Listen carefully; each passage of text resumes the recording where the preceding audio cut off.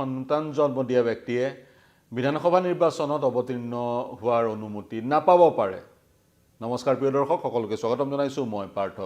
এনে ধৰণৰ নিয়ম অসমত প্ৰৱৰ্তন হ'ব নেকি বা হোৱাৰ দিশে নেকি, এই প্ৰসংগ কিয় উত্থাপন হৈছে, বিশ্লেষণ আগবঢ়াব বিচাৰিছোঁ। কাৰণ অসমত আৰম্ভ হ'ল নতুন জনসংখ্যা তথা মহিলা সবলীকৰণ নীতি, আৰু সেই নীতিত শেহতীয়াকৈ কিছু সংশোধনী কৰি স্বাস্থ্য আৰু পৰিয়াল কল্যাণ মন্ত্ৰণালয়ে নতুন জাননী জাৰি কৰিছে। আৰু সেই নতুন জাননীত বহুকেইটা নতুন নিয়মৰ কথা উল্লেখ আছে। সেই নিয়মৰ বিষয়ে ইতিমধ্যে আপোনালোক অৱগত, কাৰণ সংবাদ শিৰোনাম দখল কৰিছে বাতৰিটোৰে। দুটাতকৈ অধিক সন্তান জন্ম দিয়া ব্যক্তিয়ে মিউনিচিপালিটি আৰু পঞ্চায়তৰ নিৰ্বাচনত অৱতীৰ্ণ হ'ব নোৱাৰিব। আৰু দুটা সন্তানতে সীমিত কৰি ৰখা দুটা সন্তানেই জন্ম দিয়া ব্যক্তিয়ে পিতৃ মাতৃয়ে বিশেষ ইনচেণ্টিভ সাহায্য লাভ কৰিব যদিহে তেওঁলোক ছেল্ফ হেল্প গ্ৰুপ বা আত্মসহায়ক গ্ৰুপৰ সদস্য। তেনেধৰণৰ বহু নিয়ম কৰা হৈছে। দুটাতকৈ অধিক সন্তান থাকিলে চৰকাৰী চাকৰিটো কিছু অসুবিধাৰ সৃষ্টি হ'ব, এনেধৰণৰো কিছু নিয়ম প্ৰৱৰ্তন কৰা হৈছে। কিন্তু যিটো বিশেষ নিয়মৰ আমি কথা ক'বলৈ গৈ আছোঁ, সেই নিয়মটো আচলতে কি? যিসকলৰ দুটাতকৈ অধিক সন্তান থাকে তেওঁলোকে, বা যিসকলে চৰকাৰী চাকৰি কৰিছে তেওঁলোকে নিজৰ সন্তান দুটাত সীমিত কৰি ৰাখিব লাগিব, বা যিসকল পুৰুষ মহিলাই যি লিগেল এজ বিবাহৰ, সেই লিগেল এজৰ তলত যদি বিবাহ পাশত আবদ্ধ হৈছে তেওঁলোকে চৰকাৰী চাকৰি নাপাব, ইত্যাদি ইত্যাদি। আৰু তাৰ সমান্তৰালকৈ মিউনিচিপালিটি আৰু নিগম নিকায়ৰ নিৰ্বাচনৰ কাৰণে, নিগম নিকায় আৰু পঞ্চায়তৰ নিৰ্বাচনৰ কাৰণে বিশেষ এডুকেশ্যনেল কোৱালিফিকেশ্যনৰ ব্যৱস্থা কৰাৰ কথাও ৰাজ্য চৰকাৰৰ স্বাস্থ্য আৰু পৰিয়াল কল্যাণ মন্ত্ৰণালয়ে কৈ আছে। আমাৰ পূৰ্বৰ জনসংখ্যা নীতিখন আছিল 2017 চনৰ, য'ত দুটা সন্তানৰ কথা কোৱা হৈছিল। এইবাৰ কিছু সংশোধনী অনা হৈছে। যি কি নহওক, এই গোটেই প্ৰক্ৰিয়াটোৰ পৰা SC, ST আৰু আদিবাসীসকলক এই প্ৰক্ৰিয়াটোৰ পৰা এই নিয়মৰ আওতাত ৰখা হোৱা নাই। তেওঁলোকে দুটাতকৈ অধিক সন্তান জন্ম দিলেও তেওঁলোকে নিৰ্বাচনত অৱতীৰ্ণ হ'ব পাৰিব, ইত্যাদি ইত্যাদি। এতিয়া মূল বিষয়টো, বিধায়কৰ ক্ষেত্ৰত জনপ্ৰতিনিধিসকল, পঞ্চায়তত জনপ্ৰতিনিধি আৰু মিউনিচিপালিটিৰ জনপ্ৰতিনিধিৰ ক্ষেত্ৰত এই নিয়মটো খাটে। কিন্তু বিধায়কৰ ক্ষেত্ৰত এই নিয়মটো প্ৰযোজ্য নহয়। এতিয়া অসম চৰকাৰে কেনেকৈ নিয়মটো প্ৰযোজ্য কৰিব? মন কৰিব, এই নিয়মটো প্ৰযোজ্য কৰিবলৈ কেন্দ্ৰত অৰ্থাৎ সংসদত আইন প্ৰণয়ন কৰিব লাগিব, বা বৰ্তমানৰ চলিত আইনত সংশোধনী আনিব লাগিব। কিন্তু স্বাস্থ্য আৰু পৰিয়াল কল্যাণ মন্ত্ৰণালয়ে যিখন অধিসূচনা জাৰি কৰিছে, সেই অধিসূচনাখনৰ শেষৰটো দফাত উল্লেখ কৰিছে যে অসম চৰকাৰে কেন্দ্ৰীয় চৰকাৰলৈ পত্ৰ লিখিব, আৰু পত্ৰ লিখি এনে কিছুমান নিয়ম সন্নিৱিষ্ট বা এনে কিছুমান নিয়ম বা এনে এখন আইন প্ৰণয়ন কৰিবলৈ ক'ব, যি আইনৰ যোগেদি MLAকো দুটাতকৈ অধিক সন্তান জন্ম দিলে নিৰ্বাচনত MLAৰ পদ খাৰিজ কৰিব পৰা যায়, বা দুটা সন্তানতকৈ অধিক সন্তান জন্ম দিয়া পিতৃ মাতৃক নিৰ্বাচনত অৱতীৰ্ণ হোৱাৰ পৰা বাধা দিব পৰা যায়। সেই কথা অসম চৰকাৰে ৰাজ্য চৰকাৰক ক'ব। কিন্তু তেনেধৰণৰ আইন প্ৰণয়ন কৰাটো কিমান সম্ভৱ? কেনেকৈ তেনেধৰণৰ আইন প্ৰণয়ন কৰিব পৰা যাব? তেনেধৰণৰ আইন প্ৰণয়ন কৰিবলৈ হ'লে প্ৰথম কথা, ৰাজ্য চৰকাৰৰ এখতিয়াৰৰ সেই বিষয়টো নহয়। কিন্তু বাকী যিবোৰ পঞ্চায়ত বা local bodies, urban local bodies বা পঞ্চায়তৰ নিৰ্বাচনত তেনেধৰণৰ আইন প্ৰণয়ন কৰা ইতিমধ্যে হৈছে অসমত। বা এডুকেশ্যনেল কোৱালিফিকেশ্যনৰ যি প্ৰয়োজনীয়তা, পঞ্চায়ত নিৰ্বাচনত অৱতীৰ্ণ হ'বলৈ বা লোকেল বডি নিৰ্বাচনত অৱতীৰ্ণ হ'বলৈ, মিউনিচিপালিটি সেই নিয়ম ভাৰতবৰ্ষৰ বিভিন্ন ৰাজ্যত আছে। কিন্তু বিধায়কৰ ক্ষেত্ৰত জনপ্ৰতিনিধি আইন 1951 চনৰ মতে যোগ্যতা খুবেই সীমিত। ভাৰতীয় নাগৰিক হ'ব লাগিব, 25 বছৰৰ সময়সীমা বান্ধি দিয়া আছে, বা বিধায়কগৰাকী যদি ক্ৰিমিনেল কেছত দোষী সাব্যস্ত হয়, আৰু সেই দোষী সাব্যস্ত হোৱাৰ যি শাস্তি, সেই শাস্তি যদি 2 বছৰতকৈ অধিক হয়, তেতিয়া তেওঁৰ বিধায়ক পদ খাৰিজ হয়, বা তেনে ব্যক্তিয়ে নিৰ্বাচনত অৱতীৰ্ণ হ'ব নোৱাৰে। বিধায়ক পদ খাৰিজ হয় আৰু তেনে ব্যক্তিয়ে দোষী সাব্যস্ত হোৱাৰ দিনটোৰ পৰা 8 বছৰ নিৰ্বাচনত অৱতীৰ্ণ হ'ব নোৱাৰে। তেনেধৰণৰ নিয়ম আমাৰ দেশত আছে, বা তেনেধৰণৰ নিয়মৰ অধীনতে লালু প্ৰসাদ যাদৱৰ জনপ্ৰতিনিধি হোৱাৰ যি অধিকাৰ, সেই অধিকাৰ খৰ্ব হৈছিলে, বা তেওঁ সেই জনপ্ৰতিনিধিৰ পদটো হেৰুৱাইছিলে, আৰু তাৰপিছত 8 বছৰ ধৰি তেওঁ নিৰ্বাচনত অৱতীৰ্ণ হ'ব পৰা নাছিল। সেইবোৰ আছে। কিন্তু দুটাতকৈ অধিক সন্তান জন্ম দিলে যদি বিধায়ক হ'ব নোৱাৰাৰ নিয়ম থাকিলে হয় পূৰ্বৰে পৰা, তেতিয়া লালু প্ৰসাদ যাদৱ কেতিয়াও মুখ্যমন্ত্ৰী বা বিধায়ক হ'ব নোৱাৰিলে হয়। এতিয়া কেনেকৈ সেই নিয়ম প্ৰণয়ন কৰিব পৰা যায়? সেই নিয়ম প্ৰণয়ন কৰিবলৈ হ'লে আমাৰ যিখন জনপ্ৰতিনিধি আইন 1951 আছে, সেই আইনখন নতুন দফা সংযোজন কৰিব লাগিব। যোগ্যতাৰ যিকেইটা দফা আছে, সেই দফাকেইটাৰ লগত আন এটা দফা সংযোজন কৰি দুটা সন্তানৰ নিয়মটো আনিব লাগিব। আৰু তাৰপিছত অসম চৰকাৰে কেন্দ্ৰীয়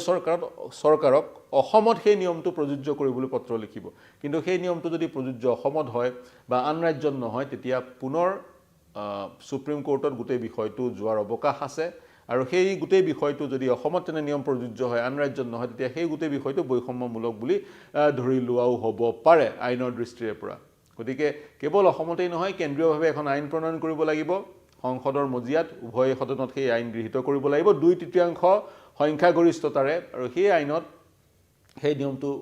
উল্লেখ কৰিব লাগিব যে দুটাতকৈ অধিক সন্তান যদি কাৰোবাৰ হয় তেওঁ নিৰ্বাচনত অৱতীৰ্ণ হ'ব নোৱাৰিব যদি নিৰ্বাচনত অৱতীৰ্ণ হৈ জয়ী হোৱা এজন বিধায়ক হৈ থকাৰ সময়ছোৱাত তৃতীয়টো সন্তান জন্ম দিয়ে তেতিয়া তেওঁৰ বিধায়ক পদ খাৰিজ হ'ব তেনে নিয়ম আনিব লাগিব কেন্দ্ৰীয়ভাৱে আৰু তাৰ সমান্তৰালকৈ যদিহে তেনে নিয়ম অনাও হয় তেতিয়া সেই নিয়মে সংবিধানৰ অনুচ্ছেদ বহুকেইটা উলংঘা কৰাৰো অভিযোগ উত্থাপিত হ'ব পাৰে তাৰ এটা অন্যতম অনুচ্ছেদ হৈছে অনুচ্ছেদ 21 সমতাৰ অধিকাৰ ভাৰতবৰ্ষত সকলো লোক সমান সকলোৱে সমান অধিকাৰ সমান সুযোগ পোৱাৰ যি নিয়ম সেই নিয়মৰ উলংঘা হ'ব পাৰে অৰ্থাৎ কেনেধৰণে হ'ব পাৰে দুটা সন্তানৰ পিতৃ বিধায়ক হ'ব পাৰিছে তিনিটা সন্তানৰ পিতৃক বিধায়ক হ'বলৈ দিয়া হোৱা নাই সেই যুক্তিৰে সেই নিয়ম অনুচ্ছেদ 21ৰ উলংঘা কৰাৰ অভিযোগ উত্থাপিত হ'ব পাৰে কিন্তু তাৰ লগতে অনুচ্ছেদ 20 কোৱা আছে আমাৰ দেশত জনসংখ্যা নিয়ন্ত্ৰণৰ কাৰণে আইন প্ৰণয়ন কৰিব পৰা যায় আৰু সেই বিষয়টো কনকাৰেন্ট লিষ্টত অন্তৰ্ভুক্ত হোৱাৰ হেতুকে আংশিকভাৱে সেই বিষয়টো কাৰ্যকৰী কৰিবলৈ ৰাজ্য চৰকাৰৰ পদক্ষেপ ল'ব পাৰে বা কেন্দ্ৰীয় চৰকাৰৰ পদক্ষেপ ল'ব পাৰে কিন্তু বিধায়কৰ বেলিকা বা সাংসদৰ বেলিকা দুটা সন্তান জন্ম দি তৃতীয়টো সন্তান জন্ম দিলে নিৰ্বাচনত অৱতীৰ্ণ হোৱাত বাধা দিয়া বা নিৰ্বাচনত অৱতীৰ্ণ হোৱাত নিষিদ্ধ কৰা বা যদি অলৰেডি বিধায়ক বা এমপি তেওঁক এমপি আৰু বিধায়কৰ পদ তেওঁৰ খাৰিজ কৰা মিটাৰ মতে সেই নিয়ম প্ৰণয়ন কৰিবলৈ হ'লে কিন্তু যদিও বা স্বাস্থ্য আৰু পৰিয়াল কল্যাণ মন্ত্ৰণালয়ৰ অধিসূচনাত ৰাজ্যৰ চৰকাৰৰ স্বাস্থ্য আৰু পৰিয়াল কল্যাণ মন্ত্ৰণালয়ৰ অধিসূচনাত সেই কথাটো কোৱা হৈছে এক ধাৰণা বা এক চিন্তাৰ সূচনা কৰা হৈছে কিন্তু আক্ষৰিক অৰ্থত সঁচা অৰ্থত সেই নিয়মটো কাৰ্যকৰী কৰিবলৈ হ'লে সৰ্বভাৰতীয় পৰ্যায়ত এক ডিবেটৰ প্ৰয়োজন তাৰ পিছত ডিবেটৰ প্ৰয়োজন তাৰ পিছত সকলোৰে সহমত লৈ আগবঢ়াৰ প্ৰয়োজন কিন্তু সেই নিয়মৰ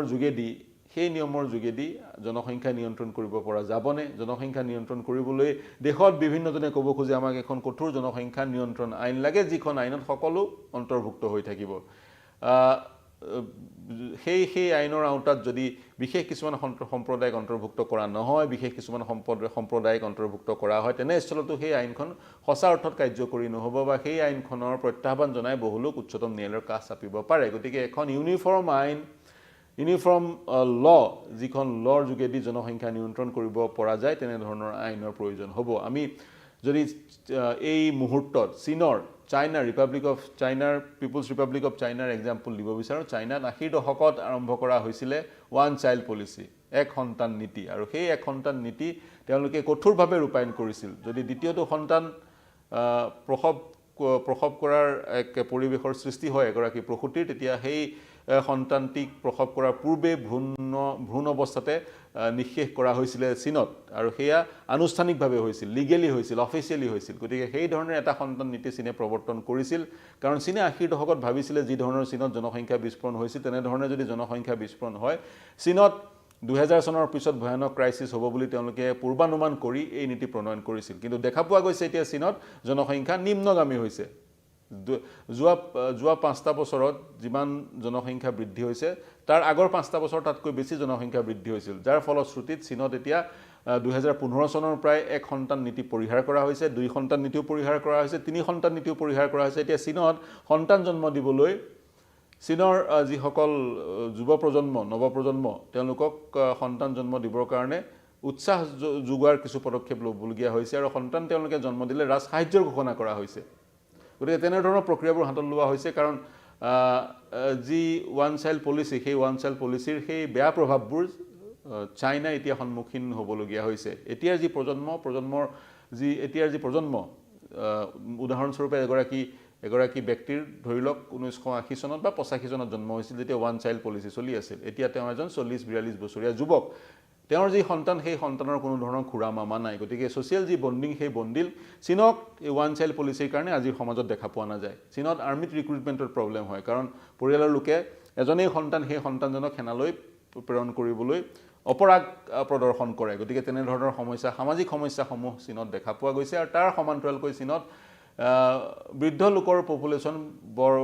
বেছিকৈ বৃদ্ধি হৈছে আৰু বৃদ্ধ লোকৰ পপুলেশ্যন বৃদ্ধি হ'লে সেই পপুলেশ্যনটো অৰ্থনৈতিক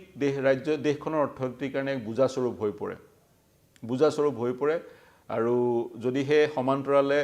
যুৱ প্ৰজন্মৰ পপুলেশ্যনো বৃদ্ধি হৈ গৈ নাথাকে তেতিয়া সেই তাৰতম্য দেশখনত বিপদৰ সূচনা কৰিব পাৰে বা অৰ্থনৈতিক ক্ৰাইচিছৰ সূচনা কৰিব পাৰে সমান্তৰালকৈ যদি বৃদ্ধ লোকৰ জনসংখ্যা বৃদ্ধি পাইছে সমান্তৰালকৈ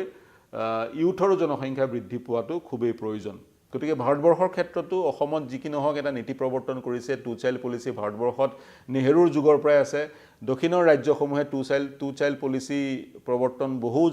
দশকৰ আগৰ পৰা কৰিছিল আৰু তেওঁ দক্ষিণৰ ৰাজ্যসমূহে ফল পাইছে অসমত টু চাইল্ড পলিচি বা দুটা সন্তানৰ নীতি এক পৰ্যায়লৈ প্ৰযোজ্য হৈছে আৰু যাৰ পৰিপ্ৰেক্ষিতত অসমত সাংঘাতিক উত্তৰ প্ৰদেশ আৰু বিহাৰ সদৃশ জনসংখ্যা বিস্ফোৰণ আমি পৰিলক্ষিত কৰা নাই কিন্তু বিভিন্ন সময়ত এটা বিশেষ সম্প্ৰদায় বিশেষকৈ বংগমূলীয় সংখ্যালঘু লোকসকলৰ মাজত জনসংখ্যাৰ বিস্ফোৰণ ঘটাৰ কথা চৰ্চা লাভ কৰি থাকে কিন্তু এটা যদি জনসংখ্যা নীতি আমি প্ৰৱৰ্তন কৰোঁ সেই নীতি বংগমূলীয় মুছলমানৰ কাৰণে প্ৰৱৰ্তন কৰিব পৰা নাযাব সকলোৰে কাৰণে প্ৰৱৰ্তন কৰিব লাগিব এটা ইউনিফৰ্ম জনসংখ্যা প্ৰতিৰোধ আইন বা জনসংখ্যা বিস্ফোৰণ প্ৰতিৰোধ আইন প্ৰৱৰ্তন কৰিব লাগিব তেতিয়া সেই আইন কাৰ্যকৰী হ'ব বুলি ডেমোগ্ৰাফাৰসকলে ক'ব বিচাৰে যি কি নহওক বিধায়কসকলক এই নীতিৰ আওতালৈ আনিবলৈ কেন্দ্ৰীয়ভাৱে আইন এখন প্ৰণয়ন কৰিব লাগিব এই আইন প্ৰণয়ন কৰিলে ইয়াৰ প্ৰতিক্ৰিয়া ৰাজ্যখনৰ নিৰ্বাচনী ব্যৱস্থাটোত কিদৰে পৰে সেয়া লক্ষণীয় হ'ব যি কি নহওক এই বিশ্লেষণ আগবঢ়ালোঁ বাতৰিটোৱে শিৰোনাম দখল কৰাৰ কাৰণে এই বিশ্লেষণ কেনে পালে জনাব অতিৰিক্ত যদি কিবা তথ্য দিব বিচাৰে সেই তথ্য আমাৰ ইউটিউব চেনেল আৰু ফেচবুক পেজত প্ৰৱেশ কৰি সেই তথ্য প্ৰদান কৰিব পাৰিব তাৰ সমান্তৰালকৈ দেশ ৰাজ্য বিশ্বৰ সকলো বাতৰি ৰিয়েল টাইমত পাবলৈ হ'লে যদি এতিয়ালৈকে কৰা নাই ছাবস্ক্ৰাইব কৰক আমাৰ ইউটিউব চেনেল নতুবা ফ'ল' কৰক আমাৰ ফেচবুক পেজ দেশ বিশ্ব ৰাজ্যৰ সকলো বাতৰিৰ কাৰণে চাই থাকিব নিউজ 18 অসম নৰ্থ ইষ্ট ধন্যবাদ